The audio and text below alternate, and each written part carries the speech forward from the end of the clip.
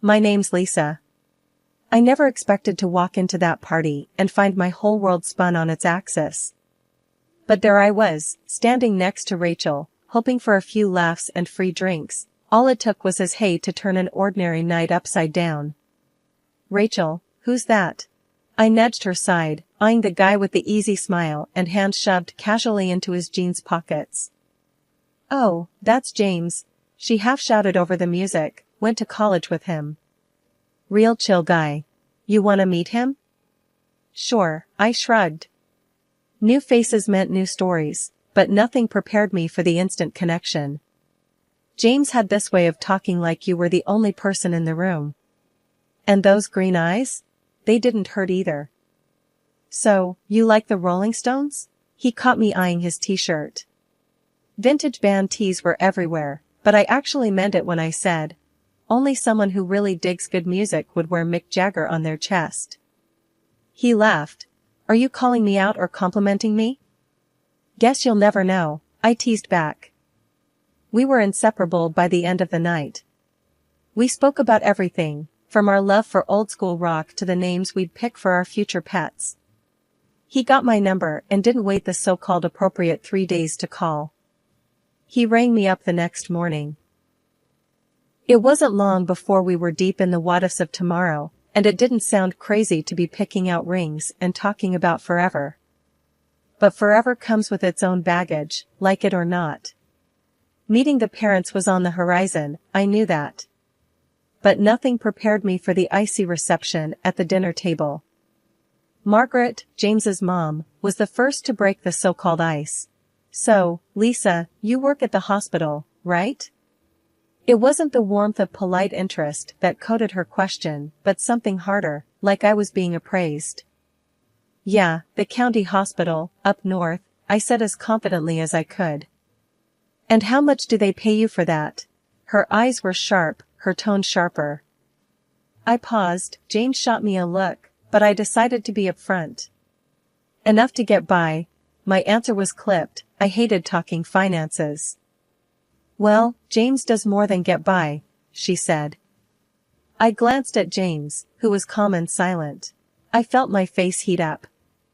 So, about this marriage, she continued as if my income was just a segue. A prenup is sensible, don't you think? It was like a punch to the gut. But I said, listen, I don't care about money. But whatever happens, the bit I send to Granny B each month, it's non-negotiable. Fair enough, his dad finally chimed in, that seems reasonable.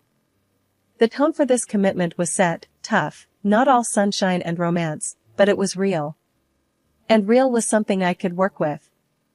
Our wedding could have fit in a matchbox, no fanfare, just him, me, and a couple of signatures that sealed the deal. In the beginning, we were a team, tackling life from our small joint command center, his old house he'd owned for years. We had set up a system, half on everything. When I think about that time, it seemed straightforward. We wrote up a budget, penciled in time for chores, and even cooking was something we did together. There was comfort in the routine, in knowing what to expect when we both got home. He used to count minutes until I got home.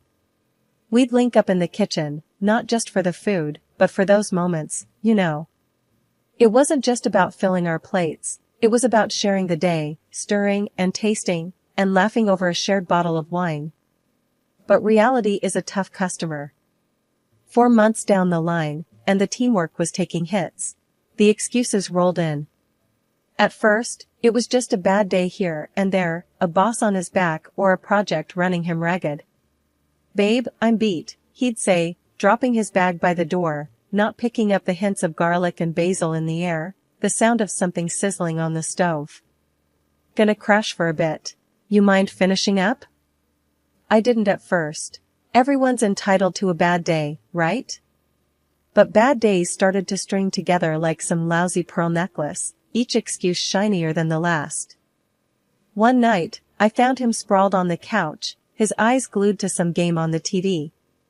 The floor was a maze of his work stuff, and the sink was an overstuffed exhibition of dirty dishes.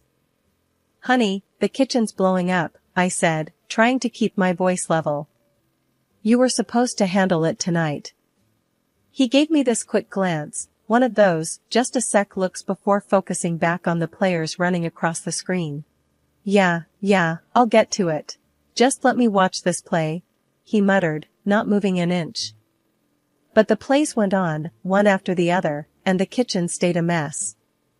The tension was simmering, ready to boil over. Look, I don't need plays, I need a partner, I snapped, surprising myself a bit with the sharp edge in my voice. Chill, alright?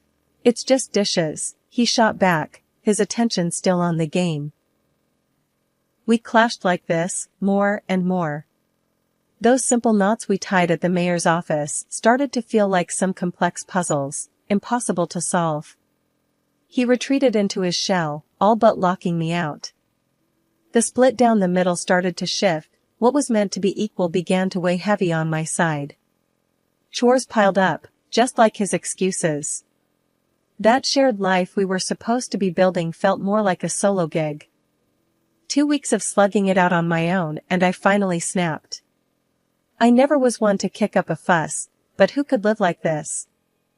I cornered James as he walked through the door, oblivious with his headphones on. James, I blurted out, unable to hide the annoyance in my tone. What happened to sharing the load? He looked at me like I'd sprouted a second head, pulling off his headphones. What are you on about, Lisa? He asked, genuinely confused or a damn good actor. I spent nearly an hour scraping your dried-up yogurt off the coffee table this morning. It's like living with a toddler. He just shrugged. That bloody shrug, like he didn't have a care in the world. Chill out, will you? It's just a bit of mess. A bit of mess, he called it. So, I left his mess, stopped picking up his dirty socks, stopped doing his laundry. Petty? Sure, but I was at breaking point. Of course, that's when Margaret, his mother, decided to pop in unannounced. The perfect storm. Look at this place, she said, her nose crinkled as if she'd just found a rotten egg under her seat. I tried to keep cool, offered her a cup of tea, but she was on the warpath. James, this is no way for a man to live, she said sternly, eyes fixed on me. I didn't raise you to be living in a pigsty. I took a deep breath, trying to keep my voice steady. Margaret, it's a two-person job, and I've been doing it solo. I'm not his maid. You're his wife, she snapped back. And a wife keeps a clean home. I felt my face flush with anger. And what does a husband do, Margaret? I snapped back. He's the breadwinner, she hollered back, missing the irony that I too had a full-time job. Margaret threw her hands up in the air and turned to James. You're soft on her, she declared, as if I wasn't there.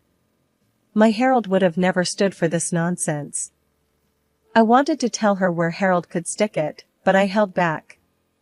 No point in making things nastier. Margaret stormed out, slamming the door with such force the family photos rattled against the wall. Now it was just me and James, standing in the rubble of our domestic battlefield. So James got knocked down a notch at work. He came home that day, dumped his keys like they were made of lead. They're cutting back, he said, the words hung heavy in the air. I'm off the management track. Just like that, he decides he's not gonna help with the bills no more. Suddenly, it's all on me. I was smacking pots and pans like they owed me money. The noise must have finally got to him. Why are you making such a racket? He asked, picking at his beer label. Because someone's gotta pay for those beers, I snapped. And keep this place looking half decent. What came next was like a round in the ring. You expect me to chip in after a day like today? He shot back. Yeah, James, I said, not backing down an inch. Because I had a cakewalk of a day, right? He didn't have a comeback for that. Just took another swig. We had a deal. We share this, remember? I said. James sat there, TV blaring, as if I wasn't even there. A deal doesn't hold when things go south, he said, not even looking at me. I stood in front of the screen. So, what? I'm supposed to just smile and nod and keep the house like some 1950s sitcom mom? He just glared at me then, no love there, only irritation. You wanted a partnership, here it is. This is life, deal with it. The words hung there, thick and toxic. His ignoring the problem wasn't going to make it vanish. We're supposed to be in this together. And that means not ditching out when it gets tough. I didn't ditch out. The job did.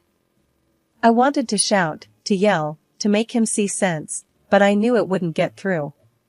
Instead, I let out a cold, hard laugh. Good, and I'll do what? I'm not your maid, and I'm not an ATM. We'll see how long that lasts, he muttered, barely audible over the din of the TV. I turned off the TV. We'll see how long we last if this is how it's gonna be. Silence filled the room, thick as the dirt I'd been cleanin' all day. He looked away, I stormed off to bed. No more words that night, none that mattered anyhow. They were all bitter, all spat out with hurt more than real heart, but they stuck with me, like thorns in my side. The tension in the house was like walking into a wall of ice. Barely a word was passed between us without a sharp edge. James had taken to eating his meals alone, meals that Margaret dropped off with a thud at our door. I could hear the plastic containers hitting the wood, like the gavel of a judge passing sentence. So, what are we having tonight? I asked, poker-faced, as James marched past me, Margaret's cooking in hand. Does it matter? He barely glanced my way. It's not like you're eating. It was true.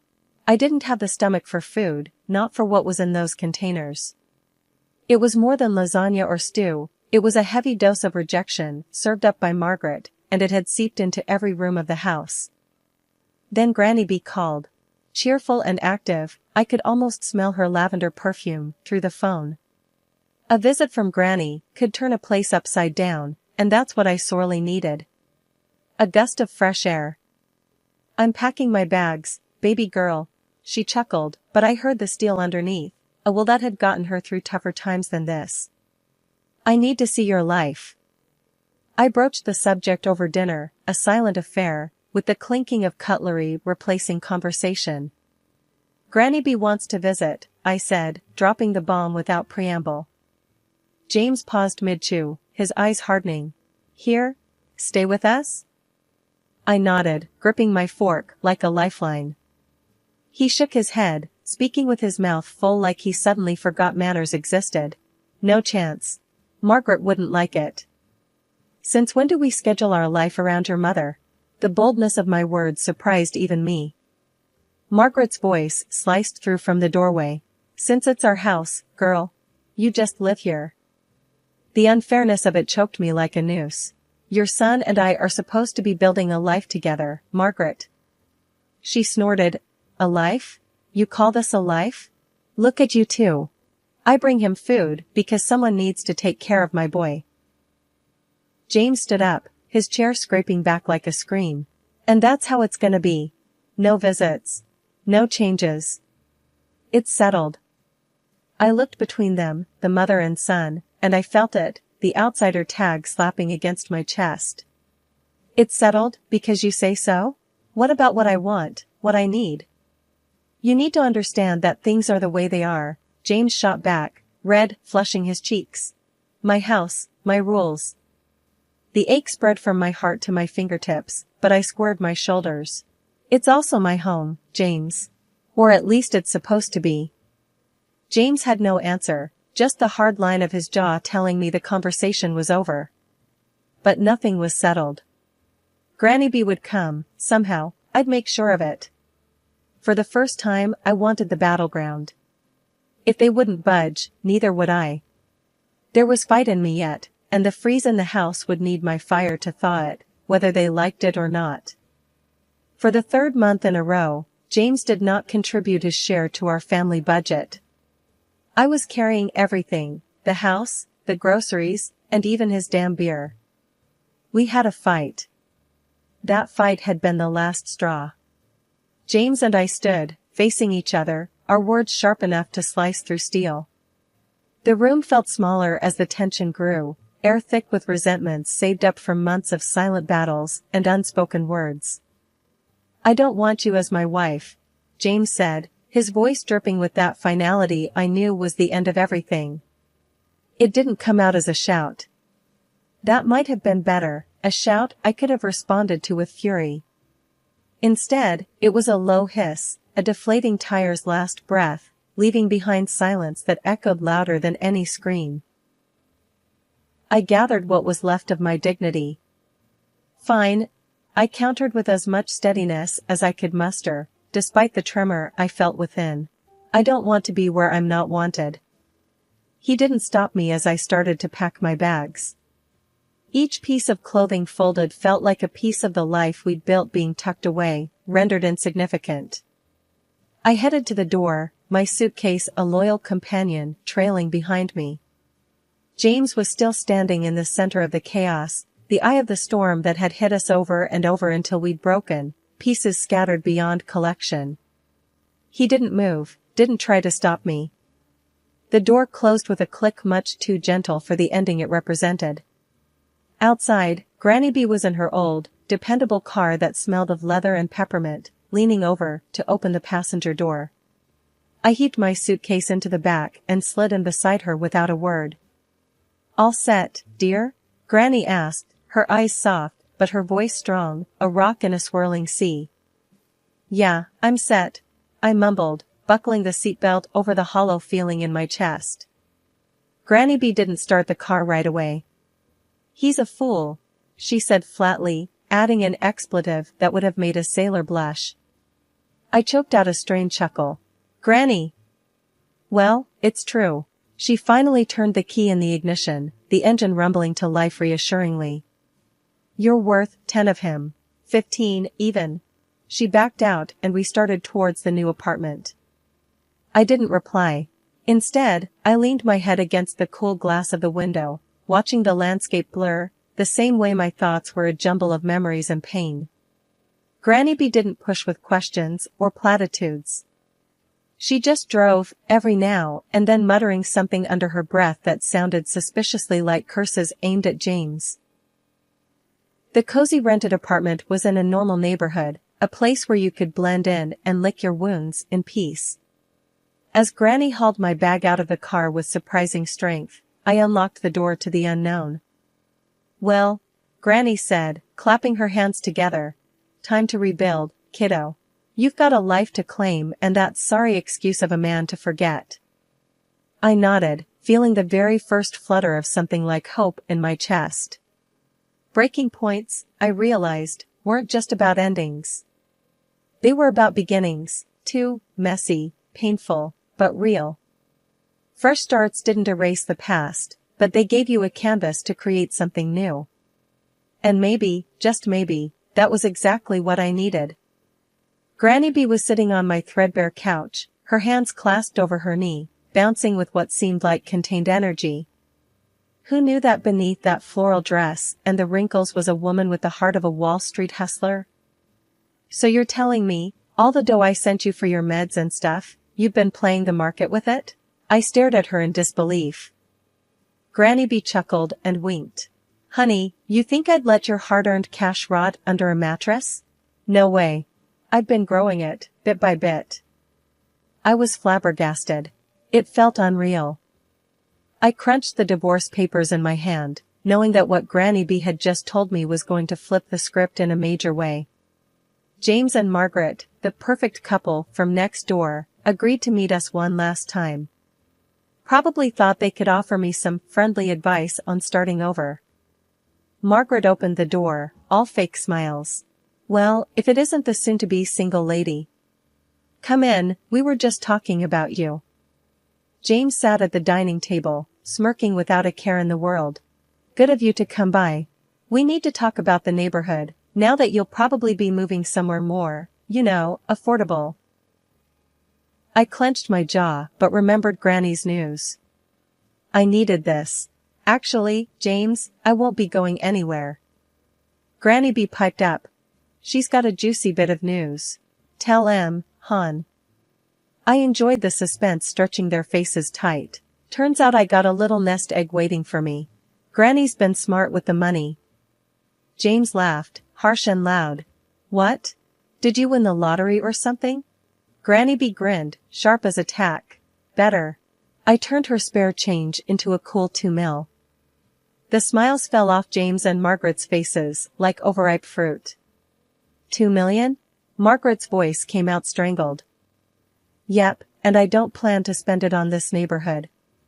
My words felt heavy as I watched their painted-on warmth crumble. Granny slapped a hand on her thigh, triumphant. Ain't that something? Just when you think life's kicked you, it decides to kiss you instead. James started babbling something about how half of this money belongs to him. I burst out laughing, reminding him of the prenuptial agreement I had signed. I swear, at this moment, his mother would like to go back 6 months to destroy this paper. James and Margaret sat in silence, looking at us with puppy dog eyes. I couldn't help but relish the irony. We didn't linger much longer, there was nothing left to say. As we walked out, Granny B draped an arm around my shoulders. So, what's first on the millionaire to-do list? She asked, squeezing me tight. First, I'm getting an ice cream. A big one. With all the fixings, I said, the future suddenly bright and wide open. Granny let out a hearty laugh, the sound mingling with the promise of an unseen fortune, now seen, and closer than ever. The phone rang again. I was pretty sure it was James trying his luck once more, but this time, it went straight to voicemail. I had stuff to sort out and no desire to entertain that mess. I heaved a sigh, looking around my cramped apartment cluttered with memories, too many of them pinned to James, and his shadow that loomed like a bad smell. Grandma, with her sharp eyes and a no-nonsense attitude, was right as rain. Why do you even keep that thing on? Grandma gestured at the phone with a scoff, busy shuffling through a pile of real estate listings. Shrugged, I tossed the phone on the couch. Guess I'm too soft. Squishy as overripe tomato, she snorted. We need to get movin'. I don't want James or his mama knockin' on our door, trying to weasel back into our lives when we've barely shucked 'em off. I know, Grams. Thanks. I flashed her a grateful look. So, where to? She slapped a listing onto the kitchen table. It was circled and bold. Here. 2 bedrooms, cleaner air, away from unwanted pests. I skimmed the details. Looks decent, Grams. Any pizza joints nearby? The next day dawned fresh. We were off, the apartment ad in hand and a skip in Grandma's step. The listing agent met us at the property, all smiles and slicked back hair, reeking of too much aftershave. Welcome, ladies. He extended his hand right at Grandma. She eyed it like it was a dead fish, but shook it all the same. Cut to the chase, hotshot. We're not here for pleasantries. I bit back a laugh as the agent's smile twitched. Of course, of course. He quickly unlocked the door. This way, please. The place was a gem compared to where we were. Good light, clean floors, and the air didn't hold any of James' cologne. Grandma haggled like she was born in a market stall. The price dropped. Terms changed. By the time we walked out, the agent looked 2 inches shorter. The move went smooth. Neighbors were quick to say hi, a couple of them inviting us over for beers and a barbecue. Asked about my story, but I kept it simple. I was done letting my past hitch a ride. The new place shaped up nice. I continued to work as a nurse.